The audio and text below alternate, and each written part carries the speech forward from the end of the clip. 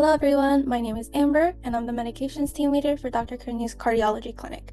Today's video will be about beta blockers. We'll be going over what it is, how it works, various types of beta blockers, and the differences between ACE inhibitors and beta blockers. So let's get started. Starting off with what beta blockers are and what they do, beta blockers is a term used to describe a class of drugs that blocks the effects of adrenaline on the body's beta receptors. So while there are different types of beta receptors, the receptors that beta blockers primarily target are beta 1 and beta 2 receptors, which are located in the heart and blood vessels respectively. Adrenaline is a hormone that triggers the flight or fight response. So if you think about the effects of this response, you'll see an increase in heart rate, and a boost of energy. Basically, the body is just in a high alert state. And so if you think about the adverse effects of the response, which we see with beta blockers, you'd see a decrease in heart rate, so slowing down of the heartbeat to decrease the heart's workload, a decrease in blood pressure, so the blood vessels will dilate and expand, thus reducing blood flow and reducing blood pressure. And lastly, a decrease in contractility, so reducing the force of the heart's contractions, thus reducing stress and demand on the heart's muscles. Beta blockers are versatile medications used to manage several cardiovascular conditions. Starting from the top, beta blockers are effective in treating hyperthyroidism. In this condition, they help to manage symptoms like rapid heart rate and tremors by blocking the effects of excess thyroid hormones on the heart and tissues. Beta blockers also play a crucial role in managing hypertension or high blood pressure. By blocking the effects of adrenaline, they reduce heart rate and the force of heart contractions, thus leading to lower blood pressure. The next condition beta blockers treat is myocardial infarction, also commonly known as heart attack. So after a heart attack, these medications help reduce the heart's workload and oxygen demand, preventing further damage and improving survival rates. In the bottom segment, we have congestive heart failure. In this condition, beta blockers improve heart function by slowing down heartbeat, reducing blood pressure, and decreasing the heart's oxygen demand. This helps in managing symptoms and improving quality of life for patients living with heart failure. Finally, beta blockers are used to treat cardiac arrhythmias and irregular heartbeats. They help to stabilize the heart's rhythm by blocking abnormal electrical impulses that can cause arrhythmias. In this section, we will be going a little bit more over the mechanism of beta blockers. So as you recall, adrenaline and noradrenaline are messenger molecules inside the body which increase blood pressure, heart rate, and breathing rate, which may contribute to hypertension.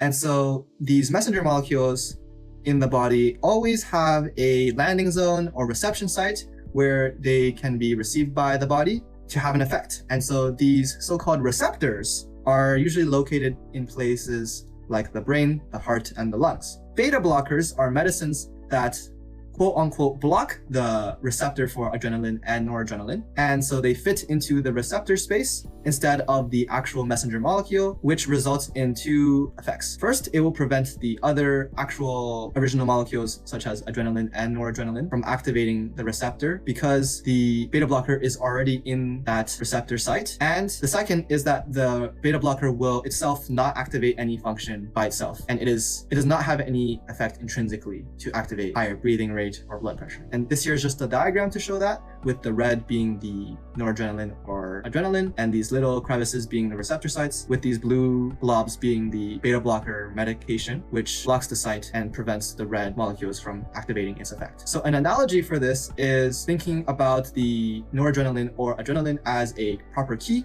which grants someone access to a control panel, behind which is locked by a door with a lock. We can think of the key as noradrenaline or adrenaline and the lock as the receptor site. So to get in, you must have the proper key, and it will go into the keyhole and activate the receptor to allow you access to the control panel, which will then allow you to control different things such as blood pressure or heart rate. Now we can think of the beta blocker as a tree branch, which when inserted into the keyhole, first it prevents the original key of the noradrenaline or adrenaline from going into that keyhole, and the tree branch itself does not allow you access into the room, so it blocks access for any other molecules because it occupies that space. Can cause some side effects. Common ones include cold hands or feet, extreme tiredness, weight gain, and dizziness or lightheadedness. There are also more less common or uncommon side effects that include depression, shortness of breath, and trouble sleeping. Especially with beta blockers, you should not suddenly stop taking a beta blocker as doing so can increase your risk of a heart attack or other heart problem. Additionally, if you have diabetes, beta blockers might block signals and signs of low blood sugar, such as rapid heartbeats. It's important to check your blood sugar regularly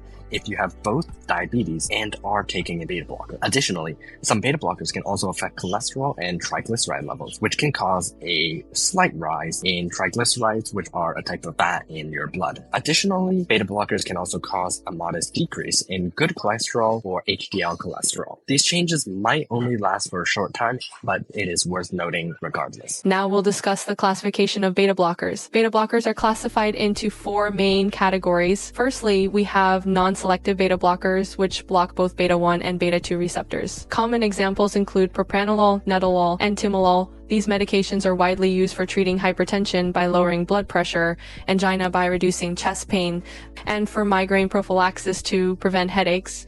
Next, we have beta-1 selective beta blockers, also known as cardioselective beta blockers. Examples include atenolol, metoprolol, and bisoprolol. These drugs primarily target beta-1 receptors in the heart, making them effective for reducing heart rate in hypertension, improving heart function in heart failure, and regulating abnormal heart rhythms in arrhythmia. There is also a beta-2 selective beta blocker, butaxamine, which is primarily used in experimental settings rather than clinical practice. Lastly, we have combined alpha and beta blockers like carvedilol and labetalol. These medications block both alpha and beta receptors, providing more comprehensive blood pressure control in hypertension and also being beneficial in managing heart failure. Choosing the best beta blocker for a patient involves several critical factors. Firstly, we must consider the patient's specific condition and medical history. The side effect profile of the beta blocker is also crucial, as we need to minimize adverse effects while maximizing therapeutic benefits.